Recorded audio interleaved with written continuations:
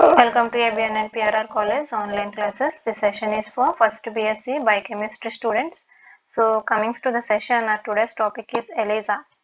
So ELISA andi. So this is from Unit 4. Unit 4 నుంచి మీకు ఇది టాపిక్ వచ్చి మీకు Unit 4లో ఉంది. So ELISA. So coming to that, ELISA అంటే ఎంజైమ్ లింక్డ్ ఇమ్యునోసార్బెంట్ assay అండి. So ELISA means enzyme linked immunosorbent assay. ఓకేనా? సో ఇక్కడ మనం ఎంజైమ్స్ని యూజ్ చేస్తాం అనమాట. ఓకేనా? సో ఎంజైమ్స్ని లింక్ చేసి ఎంజైమ్ సబ్స్ట్రేట్ రియాక్షన్తో మనము స్పెసిఫిక్ యాంటీజెన్ని స్పెసిఫిక్ యాంటీబాడీని ఐడెంటిఫికేషన్ చేయడం జరుగుతుంది. సో అందుకనే దీన్ని ఎంజైమ్ లింక్డ్ ఇమ్యునోసార్బెంట్ assay అని అన్నాం. So ELISA is a antigen antibody reaction. So మనకి ఇక్కడ ELISAలో ఏం చూస్తాము అంటే యాంటీజెన్కి అండ్ యాంటీబాడీకి మధ్యన జరిగే రియాక్షన్ని బట్టి మనము స్పెసిఫిక్ శాంపిల్ని ఐడెంటిఫికేషన్ చేయడం జరుగుతుంది అనమాట. ఓకేనా? సో ELISAలో మెయిన్గా ఏం జరుగుతుంది అంటే యాంటీజెన్ యాంటీబాడీ రియాక్షన్స్ అనేవి జరుగుతాయి అనమాట. So this was introduced by Peter Perlmann and Eva in 1971. So దీన్ని ఎప్పుడు ఇంట్రడ్యూస్ చేశారు అంటే 1971లో ఇంట్రడ్యూస్ చేశారు. సో మీకు ఆల్రెడీ తెలుసు యాంటీజెన్ అంటే వైరస్లోను అంటే ఏదైతే మనకి హార్మ్ని కలిగిస్తుందో దాన్ని యాంటీజెన్ అంటాము. So antibody is our protection. So మన బాడీలో ప్రొటెక్టివ్గా ఏదన్నా ఫారెన్ పార్టికల్ వచ్చినప్పుడు మన బాడీని ప్రొటెక్ట్ చేయడానికి ఉండేవే యాంటీబాడీస్ అంటాం. ఓకేనా అండి? సో యాంటీజెన్కి యాంటీబాడీకి డిఫరెంట్ అది. సో యాంటీజెన్స్ అంటే మనకి వైరల్ నుంచి కానీ వాటి నుంచి కానీ వచ్చేవి ఏదైనా డిసీజ్ని కాజ్ చేయడానికి మనకి ఉంటాయి అన్నమాట వైరస్ నుంచి. సో యాంటీబాడీస్ అంటే మన బాడీలో ఉంటాయి, హ్యూమన్ బాడీలో ప్రొడ్యూస్ అవుతాయి antibodies. So I think you know the difference between antigen and antibody. So it is a common laboratory technique which is usually used to measure the concentration of antibodies or antigens in the blood. So ఇది laboratory technique అండి. So దేనికి use చేస్తాము అంటే బ్లడ్లో, ఓకేనా, బ్లడ్లోని antigens antibodies యొక్క కాన్సన్ట్రేషన్ని measure చేయడానికి use చేస్తాం. అంటే పర్టికులర్ డిసీజ్ వచ్చినప్పుడు మనము బాడీలోకి వైరస్ అనేది ఎంటర్ అయినప్పుడు ఆ వైరస్ని కిల్ చేయడానికి పర్టికులర్ టైంలో ఎక్కువ యాంటీబాడీస్ అన్నవి రిలీజ్ అవుతాయి. అలాగే మనకి అది శాంపిల్ని తీసుకుని మనం యాంటీబాడీస్ని డిటెక్ట్ చేస్తాం. అంటే ఏ యాంటీబాడీస్ అనేవి ఎక్కువ రిలీజ్ అయిందో దాన్ని బట్టి మనము ఆ వైరస్ పర్టికులర్ డిసీజ్ని ఐడెంటిఫికేషన్ చేయడానికి ఉంటుంది. అలాగే కొన్ని వాటిల్లో యాంటీజెన్స్ అనేవి ఎక్కువ ఉంటాయి. సో ఆ యాంటీజెన్స్ని తీసుకుని మనము దాని కాన్సన్ట్రేషన్ బట్టి సో పర్టికులర్ డిసీజ్ ఏంటి అన్నది మనము ఐడెంటిఫికేషన్ చేయడం జరుగుతుంది అనమాట. సో బ్లడ్లో యాంటీజెన్స్ని కానీ యాంటీబాడీస్ని కానీ సో వాటి యొక్క కాన్సన్ట్రేషన్ని మెజర్ చేయడానికి ఈ ELISA టెస్ట్ అనేది ఎక్కువగా యూజ్ అవుతుంది అనమాట. So ELISA is a plate based technique which is used for detecting and quantifying substances such as peptides, proteins, antibodies and hormones. So ఇంకా వేటిని డిటెక్ట్ చేయడానికి, వేటిని క్వాంటిఫై చేయడానికి యూజ్ అవుతుంది అంటే పెప్టైడ్స్ని, ప్రోటీన్స్ని, యాంటీబాడీస్ని అండ్ హార్మోన్స్ని. సో వీటిని డిటెక్ట్ చేయడానికి కూడా మనకి ELISA అనేది యూజ్ అవుతుంది అనమాట. So there are 3 different types అండి. ఇందులో 3 డిఫరెంట్ టైప్స్ ఉన్నాయి: indirect, sandwich and competitive. So indirect, sandwich and competitive 3 types ఉన్నాయి ELISAలో. So there are 3 types of 3 types. So ఇవి ఎలా బేస్ చేసుకుంటాము అంటే these 3 types are depend upon the different methods used for binding antigen and antibodies. So antigen యాంటీబాడీస్ని different మెథడ్స్లో binding అయ్యే పద్ధతి అంటే యాంటీజెన్కి యాంటీబాడీ బైండ్ అవుతుందా, యాంటీబాడీకి యాంటీజెన్ బైండ్ అవుతుందా, లేకుంటే యాంటీజెన్ యాంటీబాడీ కాంప్లెక్స్ అనేది బైండ్ అవుతుందా, దాన్ని బట్టి మనము ఈ 3 డిఫరెంట్ టైప్స్ని మనము ఐడెంటిఫై చేయడం జరుగుతుంది అనమాట, టెస్ట్ చేయడం జరుగుతుంది. So first one is indirect. So indirect ELISA. Indirect ELISAలో మనకి detects the presence of antibody in the sample. So శాంపిల్ని తీసుకుంటే ఆ శాంపిల్లో ఎంత కాన్సన్ట్రేషన్తో మనకి యాంటీబాడీస్ అన్నవి ఉన్నవి దాన్ని మనము ఇక్కడ డిటెక్ట్ చేస్తాం అనమాట. అంటే యాంటీబాడీస్ ప్రెజెన్స్ని మనము ఈ ఇండైరెక్ట్ ELISAలో డిటెక్ట్ చేస్తాం. ఫస్ట్ ఇక్కడ డయాగ్రామ్ చూసుకుంటే ఇది కోటెడ్ వెల్ అండి. సో దీన్ని కోటెడ్ వెల్ అని అంటాం. ఇదంతా కూడా కోటెడ్ వెల్. సో ఇది ప్లేట్స్ అన్నమాట కిందన. So these are the plates coated well and these are the plates. So మనం ఇందులో ఏంటి అంటే యాంటిజెన్‌ని అటాచ్ చేస్తాం ఈ ప్లేట్స్‌కి. సో ఇక్కడ రౌండ్‌గా ఉన్నాయి కదా! So these are the antigens అన్నమాట. యాంటిజెన్స్‌ని అటాచ్ చేస్తాం. అంటే మనం ఏదైతే అనుకుంటున్నామో డిసీజ్, సో ఆ పర్టిక్యులర్ యాంటిజెన్‌ని మనం ఇక్కడ అటాచ్ చేస్తామన్నమాట. And the sample containing the antibody is added to the antigen coated wells. So ఇక్కడ మనకి ఏం చేస్తాము అంటే ఇక్కడ యాంటిజెన్స్ ఉన్నాయి కదా! సో ఇలా రౌండ్‌గా రెడ్ కలర్‌లో ఉన్నవి యాంటిజెన్స్. సో ఈ యాంటిజెన్స్ అనేవి ఆల్రెడీ కోడ్ చేసి ఉంచాం. సో యాంటిజెన్స్‌లో మనం ఏం చేస్తాము అంటే antibodies. So these are the antibodies. So యాంటీబాడీస్‌ని యాడ్ చేసామన్నమాట. ఓకేనా అండి. యాంటీబాడీస్‌ని యాడ్ చేసాం. సో యాంటీబాడీస్‌ని యాడ్ చేసినప్పుడు మనకి ఏం జరిగింది అంటే యాంటిజెన్ యాంటీబాడీ కాంప్లెక్స్ అనేది ఫార్మ్ అయింది. అంటే ఏదైతే యాంటిజెన్‌కి స్పెసిఫిక్‌గా ఉంటుందో ఆ యాంటీబాడీ అనేది ఎళ్లి యాంటిజెన్‌కి బైండ్ అవుతుందన్నమాట. సో అక్కడ మనకి ఏమైంది అంటే యాంటిజెన్ యాంటీబాడీ కాంప్లెక్స్ అనేది ఫార్మ్ అయింది. సో ఈ యాంటిజెన్ యాంటీబాడీ కాంప్లెక్స్ ఫార్మ్ అయింది ఓకే. కొన్ని యాంటీబాడీస్ అన్నవి అటాచ్ అవ్వవు యాంటిజెన్స్‌కి. ఎందుకంటే ఆ 2 స్పెసిఫిక్ కాదు కాబట్టి కొన్ని యాంటీబాడీస్ అన్నవి కొన్ని యాంటిజెన్స్‌కి అటాచ్ అవ్వవు. సో అవి ఫ్రీగా ఉంటాయన్నమాట. సో ఇక్కడ మనకి 2 ఉన్నాయి. ఒకటి యాంటిజెన్ యాంటీబాడీ కాంప్లెక్స్ ఉంది. అలాగే ఫ్రీ యాంటీబాడీస్ ఉన్నాయి. So free antigen antibody complex 2 ఉన్నాయి కాబట్టి మనం యాంటిజెన్ యాంటీబాడీ కాంప్లెక్స్‌ని డిటెక్ట్ చేయాలి కాబట్టి సెకండ్ సెకండరీ యాంటీబాడీస్ యాడ్ చేస్తామండి. So these are the secondary antibodies. So secondary యాంటీబాడీస్‌ని మనము యాడ్ చేయడం జరుగుతుందనమాట. సో ఈ సెకండరీ యాంటీబాడీస్‌కి ఎంజైమ్ అన్నది అటాచ్ అయ్యి ఉంటుందనమాట. ఎంజైమ్ అన్నది బైండ్ అయ్యి ఉంటుంది. So it is an enzyme which is bind to the secondary antibody. So ఈ సెకండరీ యాంటీబాడీని మనము ఇంట్రొడ్యూస్ చేసినప్పుడు ఈ సెకండరీ యాంటీబాడీస్ విత్ ఎంజైమ్‌తో ఏం చేస్తాయి అంటే యాంటిజెన్ యాంటీబాడీ కాంప్లెక్స్‌కి వెళ్ళి బైండ్ అవుతాయన్నమాట. సో ఇక్కడ మనకి యాంటిజెన్ యాంటీబాడీ కాంప్లెక్స్‌ని మనము ఐడెంటిఫై చేయడం జరిగింది. So with the help of enzyme కూడా ఉంది మనకిక్కడ. సో ఇంకా ఫ్రీగా ఉన్న యాంటీబాడీస్ అనేవి వాష్డ్ అవుట్ అయిపోతాయి. తర్వాత మనం ఏం చేస్తాము అంటే సబ్‌స్ట్రేట్‌ని యాడ్ చేస్తామండి. So this is the substrate. So సబ్‌స్ట్రేట్‌ని యాడ్ చేస్తామన్నమాట.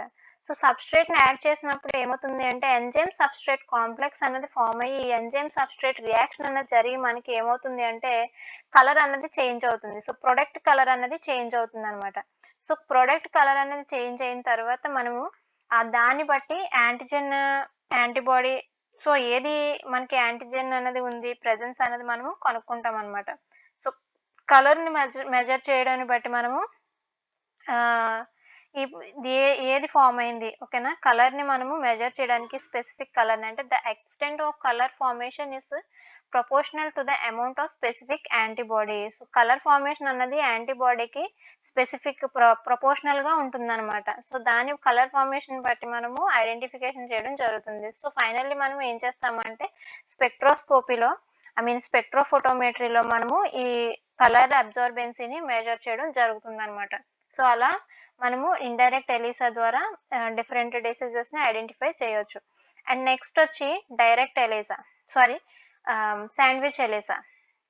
సో శాండ్విచ్ ఎలిసాలో మనం ఏం చేస్తాము అంటే శాంపిల్‌లో యాంటిజెన్ ప్రెజెన్స్‌ని కనుక్కుంటాం. ఇందాక ఇండైరెక్ట్‌లో యాంటీబాడీ ప్రెజెన్స్‌ని కనుక్కున్నాము. ఇక్కడేంటి అంటే యాంటిజెన్ ప్రెజెన్స్‌ని కనుక్కోవడం జరుగుతుందనమాట. So sandwich ELISA helps to detect the presence of antigen in a sample.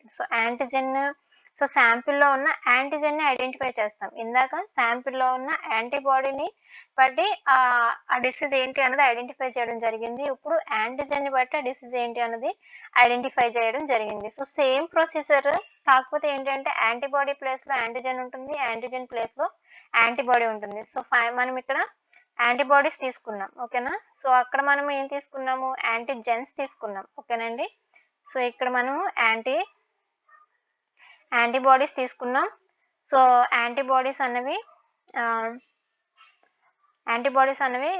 ప్లేట్‌కి కోట్ అయి ఉన్నాయి. సో వెల్‌కి కోట్ అయి ఉన్నాయి. సో యాంటీబాడీస్ వెల్‌కి కోట్ అయి ఉన్నాయి. సో శాంపిల్ యాడ్ చేసాం. సో ఏదైతే మనకి శాంపిల్‌లో యాంటిజెన్ ఉందో ఆ శాంపిల్‌ని మనము యాడ్ చేసాం. So this is antigen. So, ఆ యాంటిజెన్ వెళ్లి ఏమైంది యాంటీబాడీకి అటాచ్ అయింది. సో, యాంటిజెన్ యాంటీబాడీ కాంప్లెక్స్ అనేది మనకి ఫార్మ్ అయిందనమాట. So, the sample containing the antigen is added to the well and wash to remove free antigens. So, free antigens remove అయిపోవడానికి మనం wash చేసాం. సో, ఇక్కడ మనం మళ్ళీ secondary antibody which is having enzyme. So, enzyme ఉన్న secondary యాంటీబాడీని add చేసాం. ఓకేనా? Secondary antibody. సో, సెకండరీ యాంటీబాడీని యాడ్ చేయడం జరిగిందనమాట. సో, సెకండరీ యాంటీబాడీని యాడ్ చేసాం. సో, సెకండరీ యాంటీబాడీకి ఏముంది ఎంజైమ్ ఉంది. సో, అది ఏం చేసింది సెకండరీ యాంటీబాడీ అనేది వెళ్ళి యాంటిజెన్ యాంటీబాడీ కాంప్లెక్స్ని డిటెక్ట్ చేసి ఆ యాంటిజెన్ యాంటీబాడీ కాంప్లెక్స్కి బైండ్ అవ్వడం జరిగిందనమాట. సో, బైండ్ అయిన తర్వాత ఫ్రీ సెకండరీ యాంటీబాడీస్ అనేవి వాష్ చేసి రిమూవ్ చేస్తాం. సో, నెక్స్ట్ మనం ఏం చేసాము అంటే సబ్స్ట్రేట్ని బైండ్ చేసాం. ఓకేనా? సబ్స్ట్రేట్ని యాడ్ చేసాం. సో, సబ్స్ట్రేట్ని యాడ్ చేసినప్పుడు కలర్ ఫార్మేషన్ అనేది జరిగింది. So, this color formation can be measured with the help of spectrophotometry. So, spectrophotometry ద్వారా మనము ఈ కలర్ ఫార్మేషన్ అబ్జర్బెన్సీని మెజర్ చేస్తామన్నమాట. సో, దాన్ని బట్టి మనము ఐడెంటిఫికేషన్ చేయడం జరుగుతుంది. సో, ఇండైరెక్ట్ అండ్ శాండ్విచ్ 2 ఒకేలా ఉంటాయండి. సో, ఇండైరెక్ట్‌లో మనము యాంటీబాడీస్‌ని యాంటీబాడీస్ ఉన్న శాంపిల్‌ని తీసుకుంటాం. ఇక్కడ శాండ్విచ్‌లో యాంటీజెన్స్ ఉన్న శాంపిల్‌ని తీసుకుంటాం. సో, అక్కడ యాంటీజెన్‌కి యాంటీబాడీ వచ్చి యాడ్ అవుతుంది. ఇక్కడ యాంటీబాడీకి యాంటీజెన్ వచ్చి అటాచ్ అవుతుందనమాట. So, this is sandwich ELISA. And next వచ్చి competitive ELISA. So, competitive ELISA help to detect antigen concentration in the sample. So, శాంపిల్‌లో యాంటిజెన్ యొక్క కాన్సంట్రేషన్ తెలుసుకోవడానికి మనకి ఈ కాంపిటేటివ్ ఎలిసా అన్నది యూజ్ అవుతుందనమాట. So, this is its bit different from the previous 2 tests. So, ఇది ముందున్న 2 టెస్ట్‌లకి కూడా కొంచెం డిఫరెంట్‌గా ఉంటుందండి.